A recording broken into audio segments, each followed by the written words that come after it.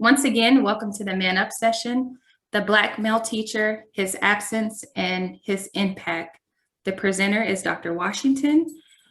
Dr. Washington is a native of Ashland, Mississippi. Dr. Washington's legacy of leadership in public education and in the faith-based community has earned him many accolades and respect on both a local and national scale. For over 2 decades, he has put forth his efforts to ensure a high-quality public education for all children. Dr. Washington's tenure in public education includes teacher, principal, superintendent of schools, and he is the founding principal of Promise Academy Spring Hill Charter School in Memphis, Tennessee. In 2018, Dr. Washington founded Men Up Teacher Fellowship, a teacher pipeline for men of color to increase the number of highly effective male teachers of color in pre-K to 12th grade classrooms. In partnership with several colleges and universities, Men Up Teacher Fellowship provides full tuition for male teachers of color to earn a Master's of Education and a teacher certification. So without further ado, I would like to present to you Dr. Washington. Good afternoon, and thank you, Tanisha. It's good afternoon, and it's great meeting you all. And I know it's been a great conference, my first time attending. And I'd also like to add that I'm a proud board member of the Excel Center here in Memphis. Thanks for your time today, and I'm gonna hopefully this session will provide some insight and hopefully it will inspire you to think about how to, although most of my fellows, I recruit men to teach in pre-K through 12 settings, but when you think about the work and the population in which the Excel Center serves, I'm sure, I don't know if it's a fair assumption, and perhaps we'll have time at the end, that perhaps it's a fair assumption looking at national data from schools and institutions of higher ed, probably your male teachers of color may be more challenged when it comes to retention and completion of your programs. Is that a fair assumption? Just a thumbs up? Yeah, so this work is certainly, it's not mutually exclusive. There's a real connection between the pipeline from the pre-K through 12 to the work that the Excel Center provides. So on that note, thank you, Tanisha, for being our co-host. If there are any thoughts, reflections, or questions that you have, feel free to put them in the chat. And then when the time permits, I'll entertain those questions. And of course, I give you my contact information at the end of the session, and we'll have opportunities to engage and entertain some of those questions. So on that note, as Tanisha mentioned, I started Man Up Teacher Fellowship with the goal to increase Black male and male teachers of color representation in pre-K through 12 settings. In today's session, we're going to focus on 3 objectives. They're on the screen. The importance of Black male teachers in the pre-K through 12 setting, to discuss strategies for recruiting and retaining Black male teachers. And, you know, again, Man Up is focused on teachers of color. So these are Black male teachers, from the Latinx, our Latinx brothers, as well as Asian. Any minority teacher, male teacher, is what the population that we focus on. And then third, to identify next steps to increase Black male teachers or teachers of color at your respective centers, schools, or organizations.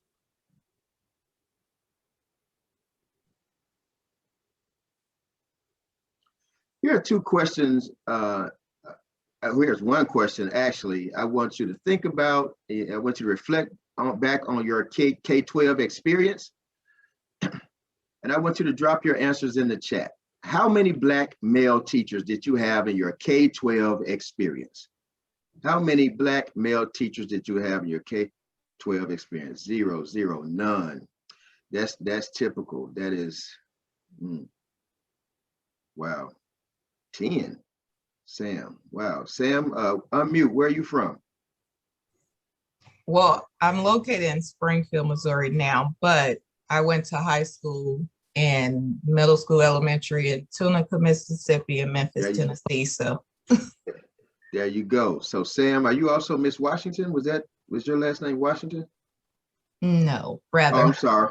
I'm sorry. I thought I saw Washington. Okay, well, good to meet you. And yeah, Tunica and the South, that's an unusually high number. We see that there's typically a trend through all of the chats.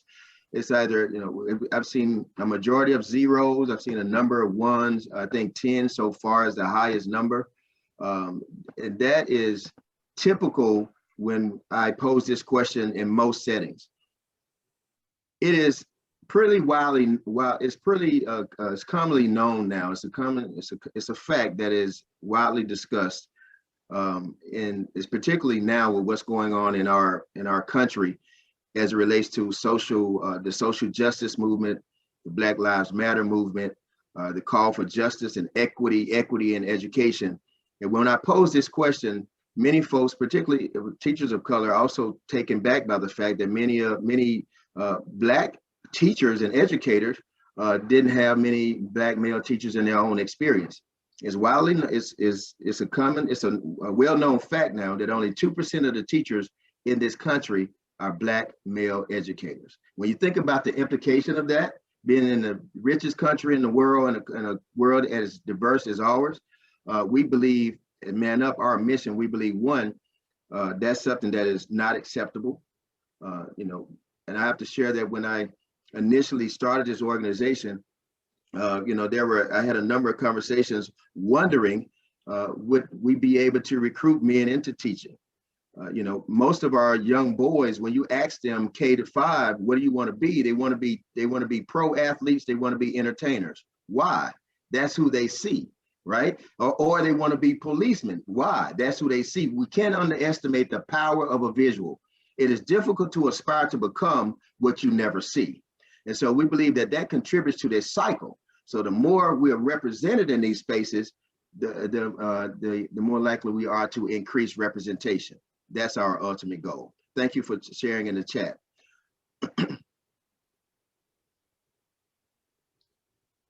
Again, we started with the mission and vision, believing at our core that something is wrong with the fact that we are in this rich, diverse country where approximately over half of the student population are represented by students of color, but there are only 2% of Black male teachers in the workforce.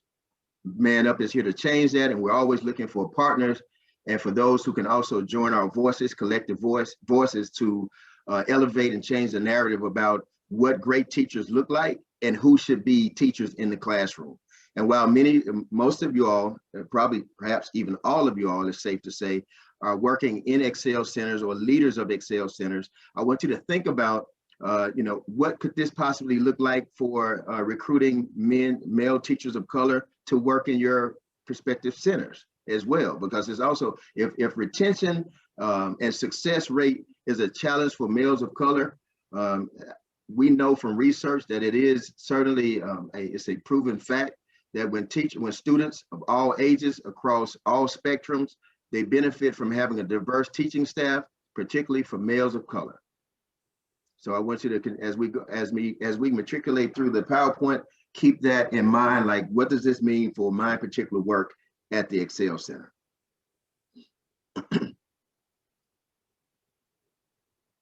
Here are two questions that I'm going to ask you to go into the chat breakout room. I'm sorry, you're going to go to the breakout room.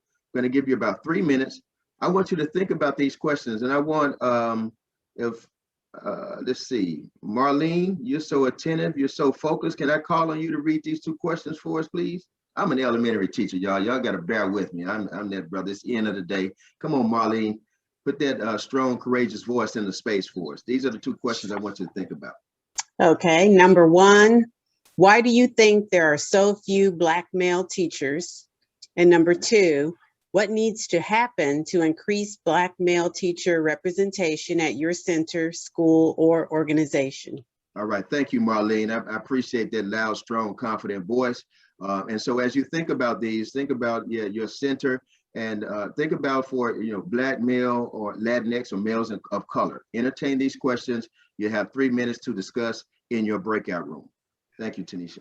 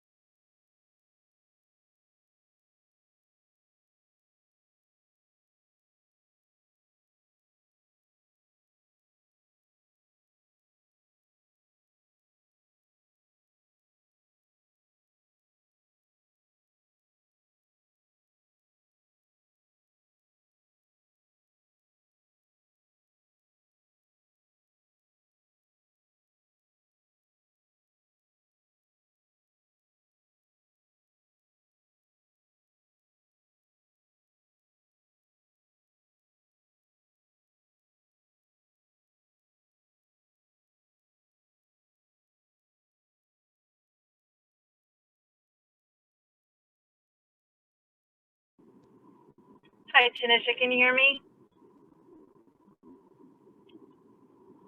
Yes. Did you get kicked out? No, it's the internet. It's okay. You know what? I'll just hold off since it's only 3 minutes. I'll just stay with you if that's okay. Put myself on mute so I'm not too loud. That's fine. Thank you, Betsy. Lovely to see you, by the way. I Thank feel like you. it's been years, man. It's been too long. Yeah, I'll just hold. If I can get in, next time I will, but I think it's just my internet is a little shoddy. Okay. Okay. All right. Thanks, Tanisha. No worries.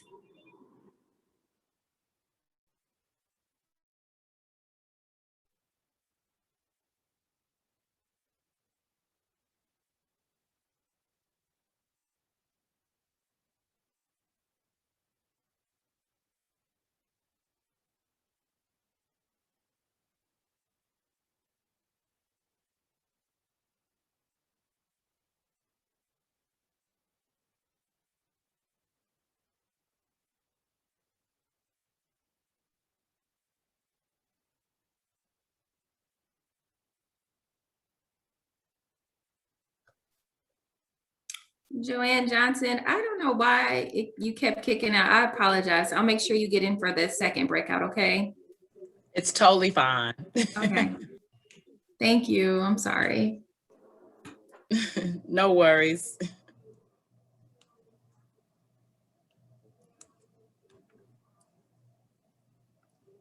Thanks. I heard very interesting conversation. Tanisha, is everybody back in at this point? Are we ready to continue?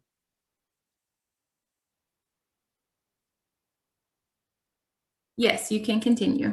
All right, had some very good conversation, heard some very insightful points. I had some very good points that come out of the breakout room that I was a participant in. I would love to hear from at least perhaps two folks. I know we're short in time, but if one person from my breakout room, and I would like at least one other person to come. So I want to start with someone from the breakout room that I was in. Share your thoughts and your perspective of why there are so few Black teachers in our classroom settings. From our group, we just talked about just the lack of communication towards minority males, from whether that be at school or at home. Just like Jalen had referenced, the conversation being educated was only geared towards her for being a woman. Great point. There is this perception that teachers, the job of a teacher is a woman's role. That's a role for women. And so we're working diligently to change that narrative because we know, for those of you all who've had a Black male teacher or a male teacher in general or across, regardless of the race or ethnicity, that there's some dynamic male teachers out there. Thanks, Deshaun. One other person, if someone else would come on and share a thought or share with us what was shared in your space.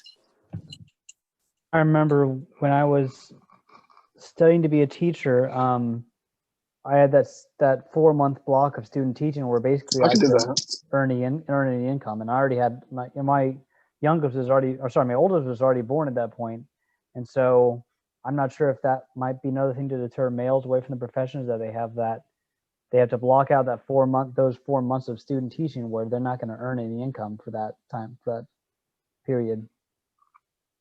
Thanks for that, Nathan. That came up as well. Let's be honest, across the board, we need to do a better job of paying our teachers. Teacher salary is not attractive enough. One of the things that wasn't mentioned is that you'll see this later on in our slides, is that, and I forgot the brother's name, he mentioned that, teaching is just not attractive. For when young boys, they see a police officer, he has a gun. There's something about that power. The rappers, entertainers, they have money. Athletes have money. What does the teacher have? Probably something similar to what I have. A lot of student debt, college loan debt, and a job that's starting you out with $40,000 a year. One of the things that we're doing, that's why I challenge the philanthropic world. I say, hey, if you really want representation, then we have to remove the financial barriers. If these young brothers already have a college degree, they don't need additional college debt. So let's pay for them to get a master's degree. And once they once they're certified, and let's pay for them to pass the praxis exam, which Deshaun, you mentioned, talking about systemic, the systemic racism and oppression of people of color. I don't know if you're all aware, but there are a number of folks who get a degree in education. They have to pass a praxis exam. Every state has some kind of exam. 63% of minorities who take those exams don't pass them. And that's at least $160 per test, right? So we got to remove that barrier.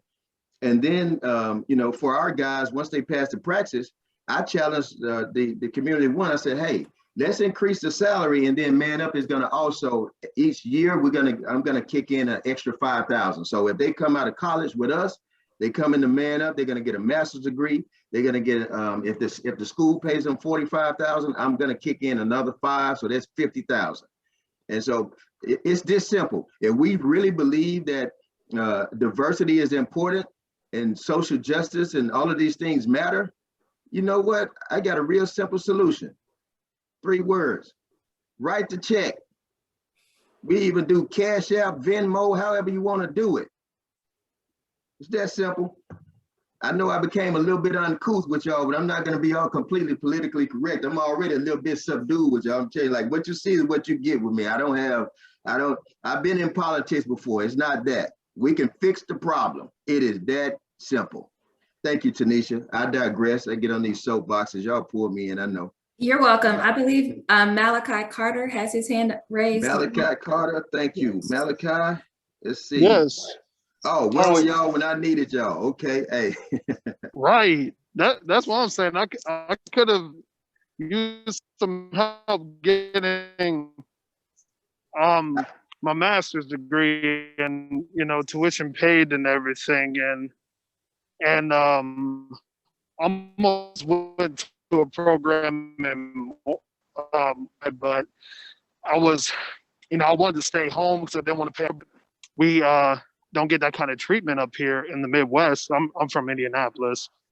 And so I think on the recruitment level, there's a lot of very, very intentional work that needs to be done to seek out those who are skilled and qualified to teach.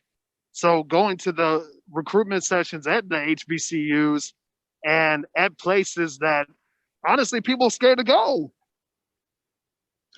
That's a very good point. I share with Tanisha, and for those of y'all who are from Indy, I actually just got an email right before our session began. My hope is to come up and start work in Indy.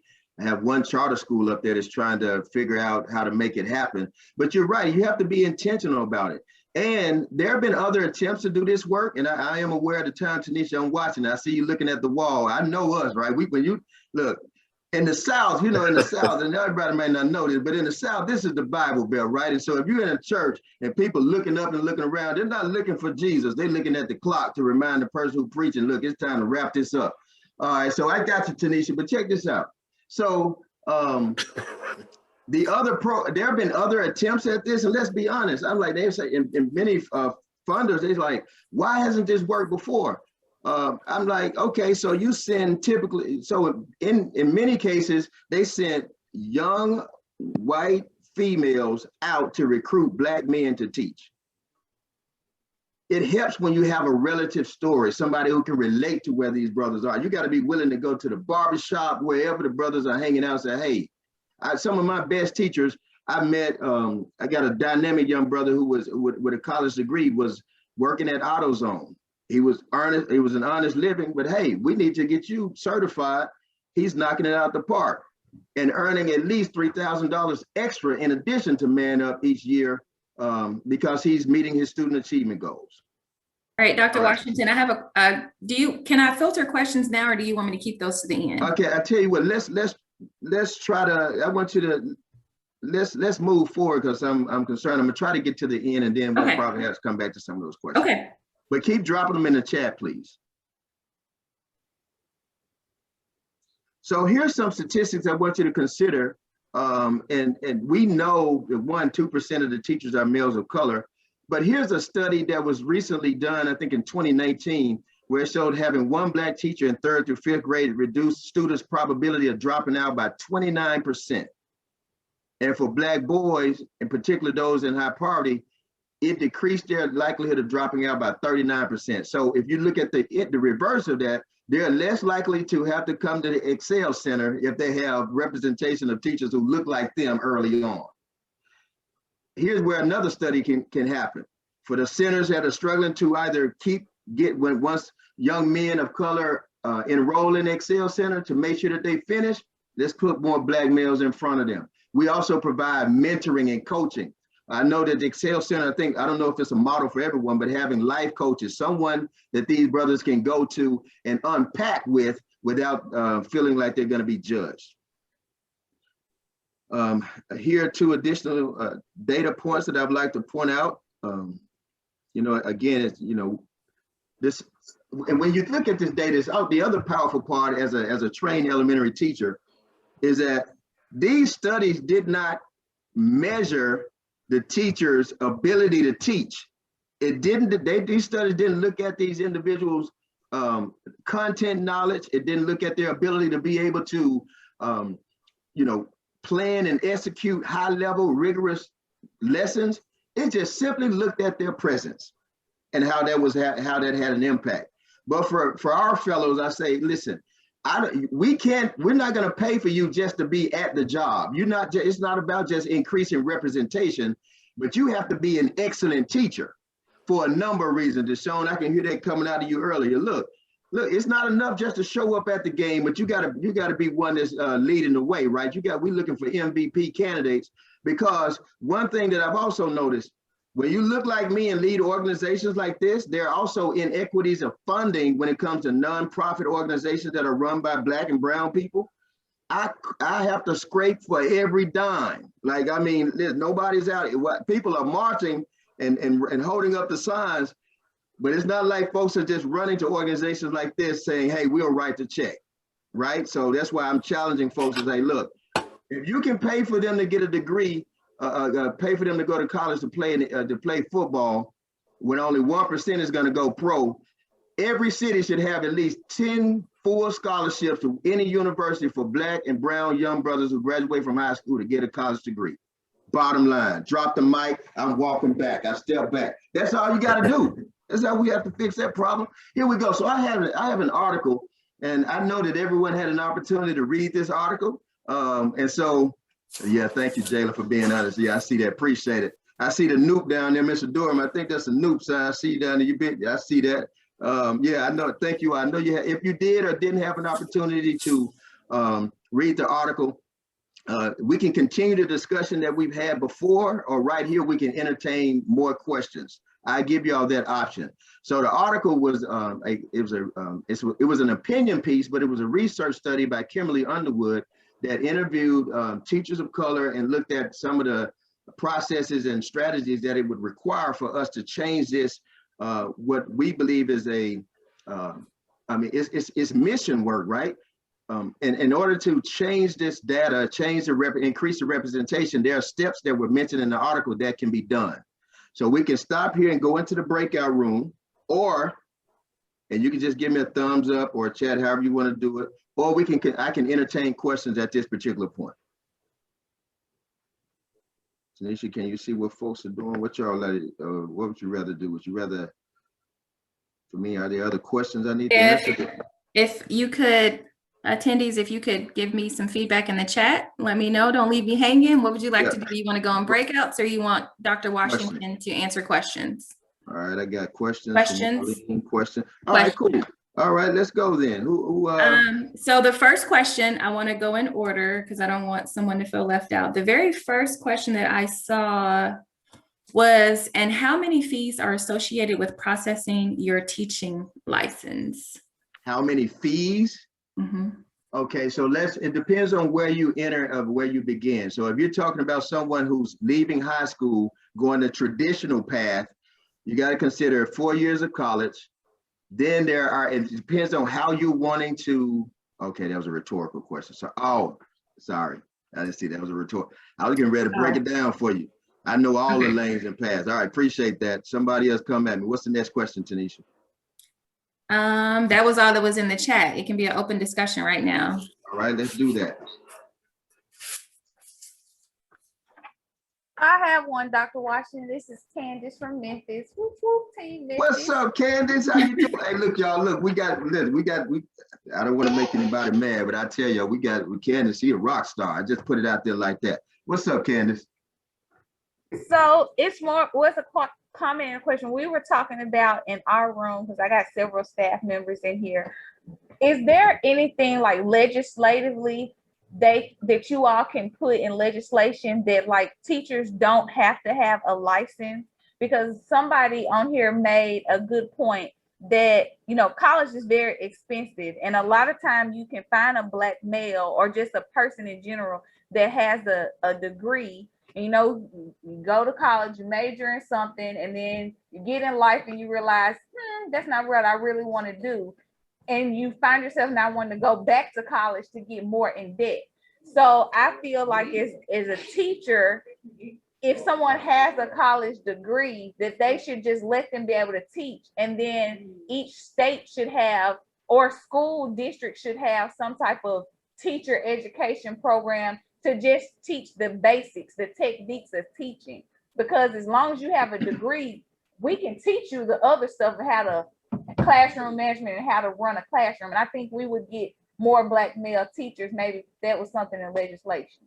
Absolutely, Candace. So two things. One, we have just recently in Tennessee made some headway, not with the teaching part, but with the legislative part, because there was a policy passed where it requires school districts to have a plan in place to recruit and retain more teachers of color, male and female, right? It's the diversity, I forgot what the actual law is, the diversity law, because they found that a lot of districts just not even trying to recruit teachers of color. Secondly, it's going to require a legislative act. So I recruit we have 2 charter schools. I also manage the recruitment side. So check this out. We're already not paying teachers enough. I'm going to use Mississippi and Tennessee as an example to talk about why what Candace is talking about is going to take every state to get involved. I have a young lady who's licensed in Mississippi to teach 6th through 12th grade English, 6 through 12, all right? In Tennessee, no, I'm sorry, she's licensed to teach 6 through 8. In Tennessee, they just changed their teacher's certification license or endorsements. So although she's licensed in Mississippi to teach, it's 4 through 8. In Tennessee, the license you get an endorsement pre-K through 3, and then you do 5 through 6. Then you do 4 through 6. Even though Mississippi has a higher requirement on the praxis exam, in order for her to come to Tennessee, she has to take additional elementary ed courses and pass 3 more parts of a praxis exam. That's crazy. It doesn't make any sense at all. So what I propose is going to take a legislative act. One, there should be a national teacher's exam. And I know there are a lot of folks out there, we want to do our own thing. Well, fine. But if I teach in Indiana, if I've already paid this money and passed the exam and I have a 4-year degree, I should be able to come to Tennessee. Tennessee should give me either a 1-year provisional license, and the principal or the director of the school should be able we have to evaluate teachers anyway using a state-approved evaluation method. If that teacher scores proficient on the evaluation method that I'm using, that includes student outcomes, community engagement, all of those metrics, then the state should then honor that license from Indiana and with the principal's feedback and give that teacher a license. But you know what, Candace? It's going to require a legislative act. Like you said, it's going to take all of our collective voices, because I work with the ETS is the company that develops the praxis. That company benefits when people fail the exam, because the more failures, the more people have to take it. So you got money involved, and you have states that can't get on the same page. So I think we can make it happen, Candace. I think we can follow up with that. I think we may be in the right environment to perhaps push Tennessee to try to go that route where, again, if teachers are not licensed, and there's no research that says if this person gets past the praxis exam that they're actually going to be effective in the classroom. One of our most effective teachers right now is on a waiver, but she's getting the best results in 2nd grade because she's strong in other areas. So let's follow up on that. I think we can put some language together and get some political power players in place to try to push that agenda. I think that's a fight worth promoting and getting involved with. I also think holding these educational institutions, these school districts accountable. They make plans, but they never initiate them. You know, I'm sure you can go across the board where everybody's making a plan to incorporate this, but they don't actually do it. And then they come back another 2 years later, oh, we got to need to look at this again. So holding accountability. Also, on the other note, I want to say we have to look at too promoting the benefits of being a teacher. It may not just be pay, but also you have to look at it's a Monday through Friday. You're off on the weekends, you know, promote the positive thing. Because I mean, that's just like with any job. Are you going to ever get started off with the right amount of pay that you want? No. Absolutely. Thanks for that, Deshaun. 3 reasons why men don't typically go into education. Low status. We got to elevate the narrative, the importance of teaching that Deshaun just mentioned. Low pay. We can increase it across the board, and fear of false accusations. That's a policy matter where if sometimes men are the only, teachers, male teachers find themselves being the only male in a space where it's predominantly female and students. So it's about having practices and policies in place to protect students and adults. Let's go on to the next slide. And what I'm going to do here, let's go on and so how can we increase Black male teachers in our schools? Did you want me to go ahead and play the video? Yeah, let's go ahead and play the video to show what there's some things we can do, and then we'll come out of discussion.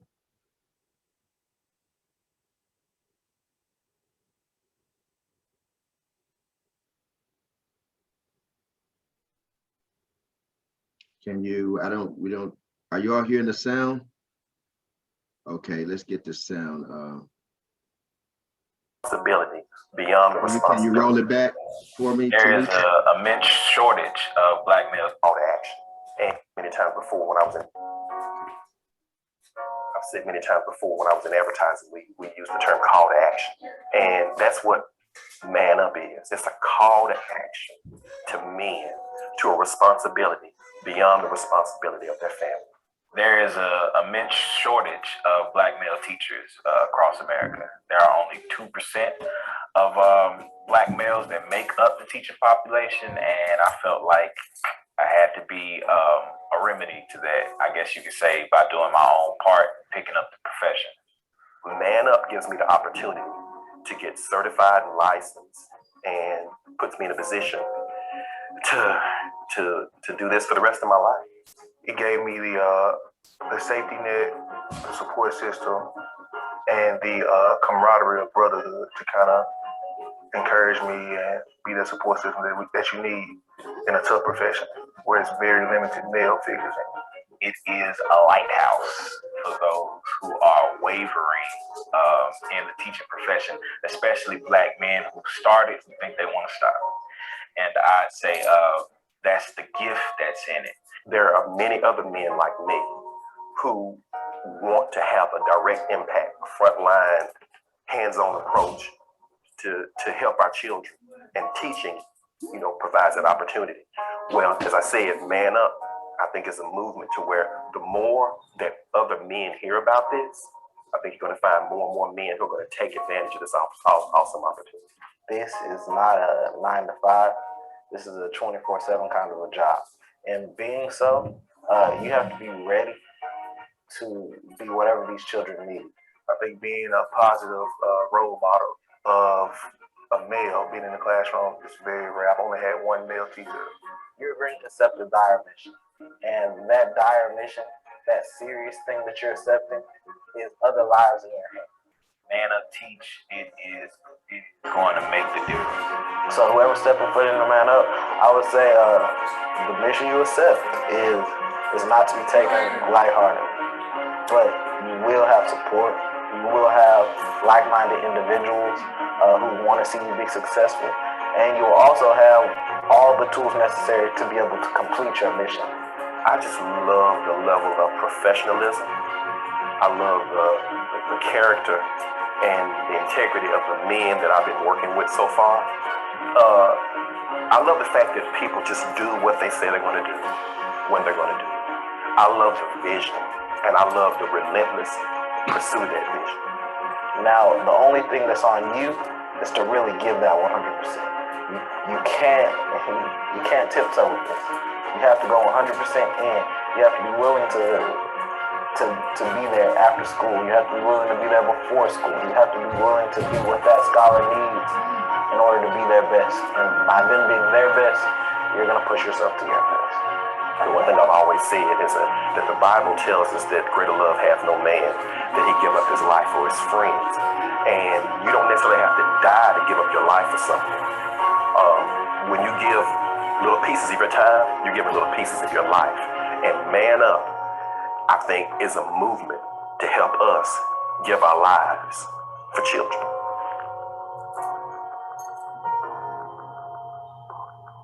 All right, so that's, you all just heard from, I think about 6 of our guys in that promo. Since 2018, we've recruited and placed 54 young men and put them through the program.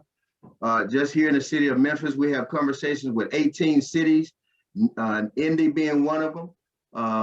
And as a matter of fact, after I get off this meeting, I'm getting ready to send an invitation to our first 10 for next year. We're going to have an additional 30 next year. Again, this is about encouraging brothers and building a fraternity. And these young men are recruiting. They're the voices behind this movement, as we're calling it. And they are elevating the narrative, elevating and changing the narrative about what great teachers are, who they look like, and what they look like, and how we can have an impact and transform our communities. The other thing is, and this is what I really get excited about, Man Up is more than a teacher pipeline. It's about helping these young brothers get their finances in order.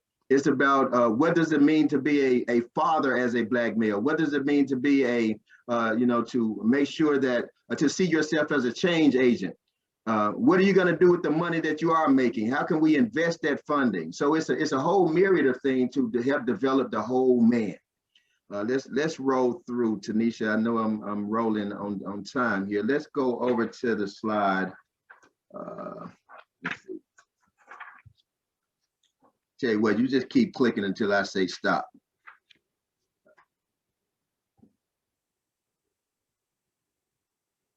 So what do we look for? I mentioned, you have to have a real mindset. A real clear picture of what the Man Up teacher profile, what kind of person you're looking for. And you all know hiring is one of the most difficult things in any setting, particularly now, right? I mean, it's tough. It is hard work, and too often the person that's the resume that you get is not the person that show up. I know we're recording this, but I know I'm not the only one that hired the person. Man, the resume was great, the interview was great, and you found out the person was, I can't say it, we're being recorded, but it just didn't turn out the way you thought it was. You're like, this is a whole different person. But we do a series of tests to make sure that that teaching, because teaching is not easy work. So we have to make sure that these brothers are committed to doing the work. And I am proud to say that in our 3 years, in our 54 guys, 54 are currently teaching. In 3 years, we've only lost 2 young brothers who didn't commit, and who didn't follow through with the program, who didn't complete the program. We asked them for a 5-year commitment to teaching. And so we know that a great deal of our success is when they come into the program, we mentored, and we have teachers throughout Memphis and around the country that we've built a network with that serve as mentors for these young brothers, who check in with them weekly. And then each month, virtually now, of course, we have online sessions that are only an hour, where we discuss those important factors about what it means to be a teacher, a Black male, a brown male, a whole number of issues. And just having that connection and support has contributed to the retention rate being high in Man Up. Let's scroll through. Because again, I appreciate your attention to this matter. I think there's real opportunities for, I would love for you all as employers, directors of Excel centers to think, what kind of plan do we need to put in place, and strategy do we need to put in place to increase the Black male teachers, professors, or leaders at our centers? Let's keep going, Tanisha. So I have 5 entry points, or what I call lanes into teaching, and I'm going to talk about them briefly, and then I'll entertain more questions, and then we'll close out. So there are 5 entry points into the classroom. I started with the first lane, which is the graduate lane. So I identify young brothers who have an undergraduate degree in any subject, any field, as long as they have, it says 275, I can actually bring them in with a 2.5. and I send them through one of our partner programs, University of Memphis, Christian Brothers, Teacher Ready, which is an online teacher certification program out of Florida. They're the largest teacher certification program in the country. Mississippi State University. They never see a bill. I pay the full ride. And also when they get into the program, if they're not employed at a school, I send them directly to schools. Principal hire them as paraprofessionals, teacher assistants. They work there, and as they complete their degree, and they meet with me and my team monthly, and they're assigned a mentor. We're getting ready to roll out the undergraduate lane. For those of you all who have young men who are students in college and they can't figure out what they want to do, and you're footing the bill, this is where I come in. You're like, I don't know what you're going to do, but you're going to hurry up and graduate because I'm not going to keep paying for it. I know it's not grammatically correct, but I want you to feel what I'm talking about. Like you living at like I'm paying for this. So I show up with the brothers who are majoring in, who are perhaps majoring in general studies or interdisciplinary studies, pick up the tab, get them a job and help them along their way. Next year, I actually have a partnership that I'm going to roll out where I'm going to, young men who graduate from high school, we're going to employ them as teacher assistants at schools. They're going to earn a full salary with benefits and finish their undergraduate degree online. And by year 3, they'll have their BS degree. They'll be a teacher assistant by at that point, by 3 years. While they've been earning money, income, while they were, finishing their degree, no student loans. The 4th year will be their year of student teaching where they take on more responsibilities. I'm paying the bill, help them pass the praxis.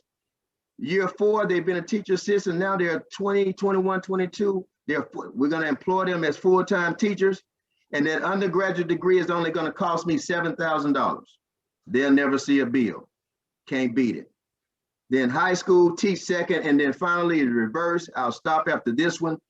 We want to reverse the school to prison pipeline, working with departments of corrections to identify young men who have misdemeanor expungible charges, possession of, marijuana possession charge or any other charge that can be expunged. Put them in college, put them through college and into the classroom as teachers. We know that there are discrepancies and inequities in how students are disciplined in schools. This way we can put these young men back on track. This is near and dear to me. It's reversing the school to prison pipeline because I was that young brother that got a misdemeanor charge in my freshman year with marijuana, weed, whatever you call it. And now the state where they was gonna give me time, guess what they're doing? They selling it and making money off of it. I need my money back from the probation officer. I know that much. Candace, we got another movement that we got to do. I got to go get that $120 back for 4 years. And then court charges, I need all that money refunded. That's another conversation for another time. Nicole, I know you like that. I see how intense you look in the camera right now. I need my money back. So we're gonna reverse the school to prison pipeline, right? Now where Excel comes in and all of this, you know what I think there's a real possibility and opportunity, Candace, and for the rest of you all, we need representation pre-K through 12 and at the college level. Because check this out, just this week, studies came out where across the country, guess what has happened at the college level? For colleges and universities, the number of folks who are enrolled or who are majoring in education has decreased by over 50%. In Oklahoma, they say 83% decline in people going to college to major in education. So it's almost like this is the only way we're going to be able to get teachers. We got to give them an alternate path and remove the financial barriers. On that note, I would love to entertain any questions the last few minutes. I think I have what?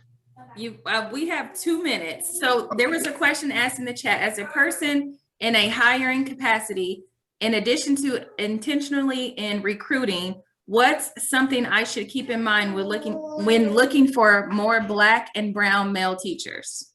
Okay, so one, I think you need to, what I say is do a community. You need to identify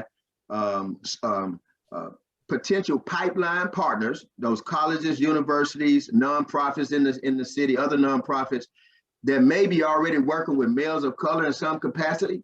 There are a number of organizations like New Memphis here in Memphis help me identify mentors, and if possible, put the Excel story out there to them and recruit through them. Because one of the things that we found is that you know, even now with that, we're providing these opportunities. You know, Memphis is not a very large city. There's still a number of young men who are just finding out what we're doing. And so the more you can partner with others to help, to say, hey, we have a goal at this Excel Center to increase representation by 5% over the next 3 years, identify partners who can help you recruit that particular population, put that strategy in place. And for those who are funding your centers, encourage them to look at that as a separate initiative. You got to keep the programs going that you already have, but encourage them to invest in an equity and diversity initiative at your local Excel Center. Did I answer that question? You did. Thank you. That was Okay. Yeah, I appreciate that. I didn't want to call you out, but yeah. Okay. And then it's good. Okay. And then Dr. Washington, I think last but not least, everyone just wants to know how to contact you. There's a question about how can I connect with Man Up? I love to serve as a mentor. Okay, all right. So I'm gonna put my email in the chat. It's real easy. pwashington@manupteach.org. pwashington@manupteach.org.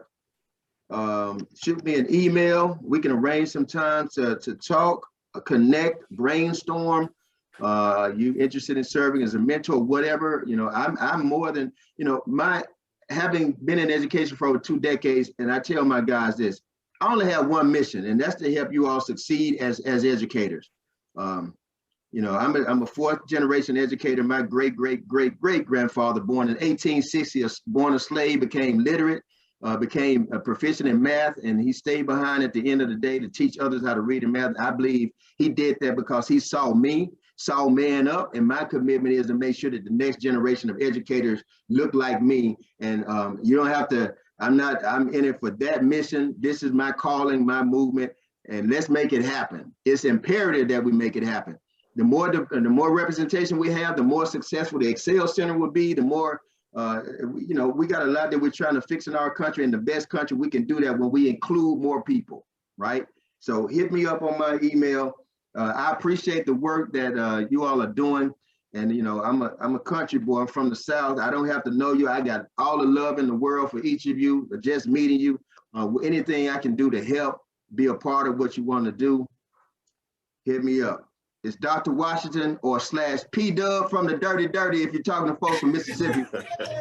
And for the news out there, I'm also the Q's. I'm the brother. It's all good. Dr. Washington, thank you. Sorry. And I know we did not get through your PowerPoint, but I want to make sure that I send that out to everyone. I have all of your email addresses because he did a really great job of putting this together, and there's another YouTube video that you want to watch. So I will make sure that I email this recording, because it is being recorded. I will email this to each one of you. And Dr. Washington, 1, it was extremely nice meeting you, and 2, great job. Thank you so much. Thank you. Y'all have a blessed evening. All right. Take care. Bye. Bye.